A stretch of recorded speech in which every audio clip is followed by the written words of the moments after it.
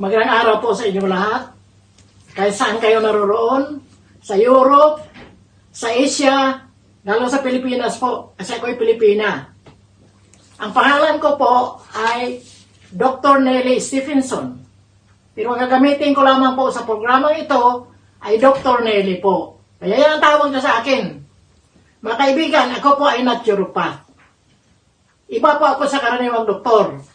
Kasi po, ang naturopath ay gumagamit lamang ng natural na mga gamot.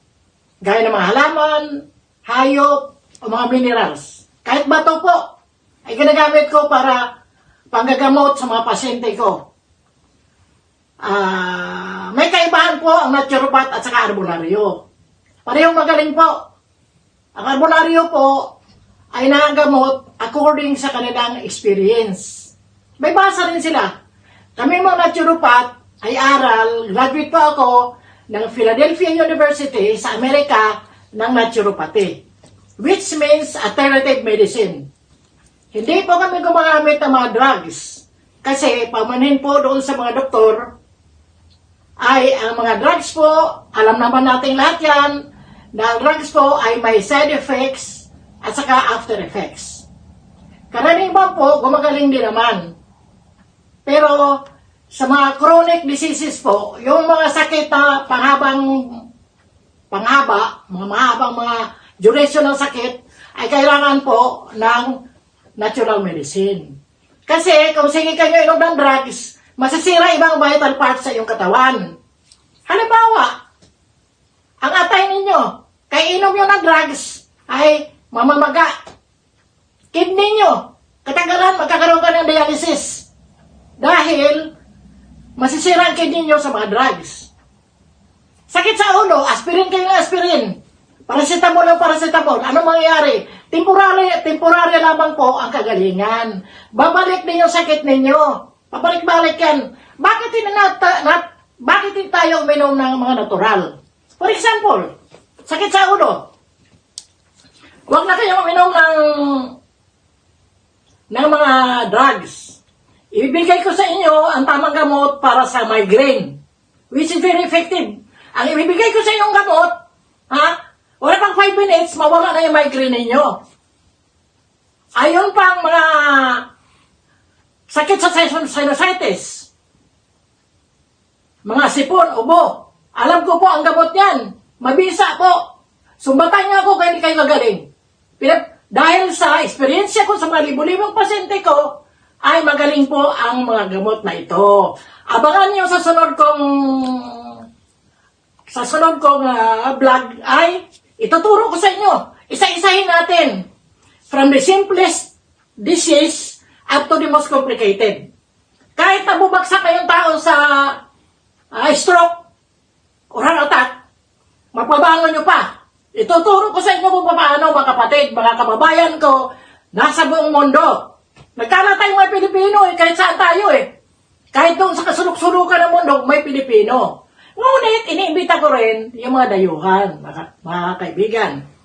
Lahat tayo, may privilege tayo magtanong kay Dr. Nelly. Yan ay susunod na programa ko. Huwag niyong kalimutan mag-subscribe para makapakinig kayo sa aking mga ituturo sa inyo i-share. Mga simpleng gamot lang, they're even in your garden. Nasa garden yung ibang mga gamot, gaya yung gamot yan sa labas, ipapakita ko sa iyo. Ang tawag yan ay narsorium. Dito lamang yan tumutubo sa malalamig na mga lugar. Pero yan po ay very powerful painkiller. Kaya yung mga dayuhan, mapapala din sila na mayroon silang mga tanim na ganyan. Wala pa ang bulaklak nito. Ipapakita ko sa inyo sa sunod kong vlog. Kaya huwag kayong makalimot na mag-subscribe. Kasi you will lose the opportunity of hearing me. At ang mga ituturo ko sa inyo, wala ko sa libro. Sa experience ko po. Kaya huwag niyong kalimutan na makinig sa aking programa. Okay po. Mayroon po dito isang Pilipina, nasa Pilipinas siya, nang pangalan niya ay si Aida Reyes. 2 taon na po ang kanyang ubo, hindi po ako magaling-galing. Kaya, inom siya ng gamot. Nabigay sa kanya ng kanyang doktor. Hindi po gumagaling. Kaya, nag-send siya sa messenger ko, ano po ang mabisang gamot para sa ubo o sipon. Kasama na rin po ang sakit sa ulo, kasi barkada yan sila eh. Ubo, sipon, sakit sa ulo. Minsan may lagnat pa. Ngayon, isi-share ko sa inyo ang gamot para dyan, na mabisa po. Ang gamot na ito. Ngayon ay ganito, ilan sila? 4. Una-una po ang garlic. Ang garlic po ay very potent medicine for infection. Patay mga kagaw dyan, may mikrobyo, kahit AIDS, patay. Hindi lang natin pinapansin. It's just a poor garlic. Nandyan sa tabi-tabi lang. Pero hindi nyo alam, ito ay king of herbs. Siyang hari ng mga herbal. Lahat ng sakit, sakop niya. Pangalawa po, luyang dilaw. Ang luyang dilaw, maliliit lang po. Kaya mga dalawa kukunin ninyo. Pangatlo po ay ang sibuyas. Mahal ang sibuyas po ngayon. Pero kung gusto nyo gumaling, bumili kayo. Isang piraso na po ng sibuyas. Yung medium ang laki niya. Pang-apat po ay ang sibuyas. Ay ang luya. Group of 4 po. 4 sila.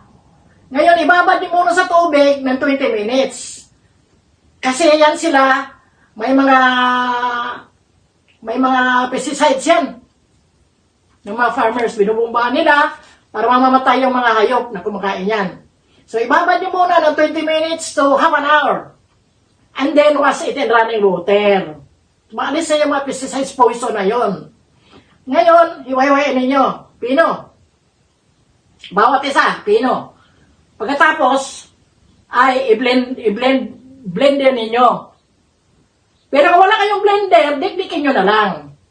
Madudurog din yan. Tapos pinopinohin. Ngayon, gagamitin nyo ang salitang decoction. Ito isang paraan para gumawa ng gamot. Magpakulo kayo, ilagay nyo sa tubig yon at pakuluin. Pero huwag nyo pabuti ng 100% na init. Masisira po ang mga nutrients sa mga gamot na yan. So, yung medyo nabula-bula konti, patayin nyo na. And then, salain ninyo. Sala. So, ang matitira po niyan ay katas na lang. Palamigin nyo muna. Then, lagyan nyo ng 2 kutsarang honey. Tapos, lagyan nyo ng half cup ng apple cider vinegar. Ilagay nyo doon sa tinimpla nyo na at lalagay nyo ng konting molasses. Kasi molasses po ay antibiotic. Ngayon, ihalo nyo na ito. Halo nyo maigi. Halo nyo maigi. Pag natapos na, gusto nyo, uminom na kayo sa isang tasa, isang basong tubig, pero mainit po. Huwag po kayong gumamit ng malamig. Yung mainit-init po na tamang-tama sa inyong dila na hindi masunog. Pagkatapos po, lagyan ninyo ng pigaan nyo ng 1 pirasong lemon. Pigaan nyo maigi. Tapos stir nyo. And then, drink it for 4 times a day. Every 3 hours, uminom kayo, kalating tasa. Ulis pa, 2 kutsara pwede na. After 3 hours, inom na naman kayo. After 3 hours, hanggang 4 times po inumin ninyo.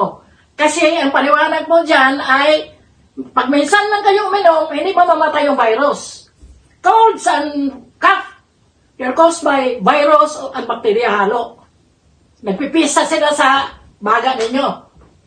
Tapos, yun, pagkatapos yung inumin, kailangan po bed rest.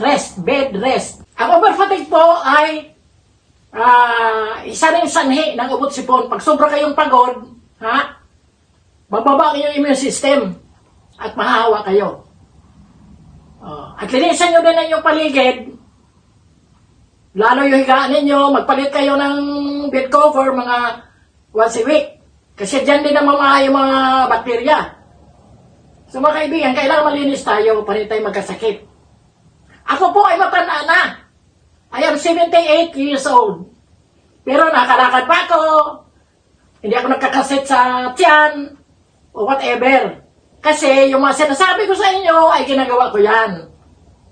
Practice what I preach. Yan po ang katotohanan. So, huwag niyong kalimutan yung lemon. Mabisa po yan sa abot-sipon. Lalo yung mga chronic, yung hindi nalulunasan mga tabletas, yan po ang inumin ninyo. May pasyente pa ako. Ang pangalan niya ay Cristina Mendez. Nagpakonsulta sa akin, walang tigil po ang kanyang ubo. Ang sipon tumigil pa ang ubo, hindi. Binigyan ko sa the same formula. 2 days lang po gumaling na. Hindi ako nagsisinungaling. I'm telling you the truth about these medicinal herbs.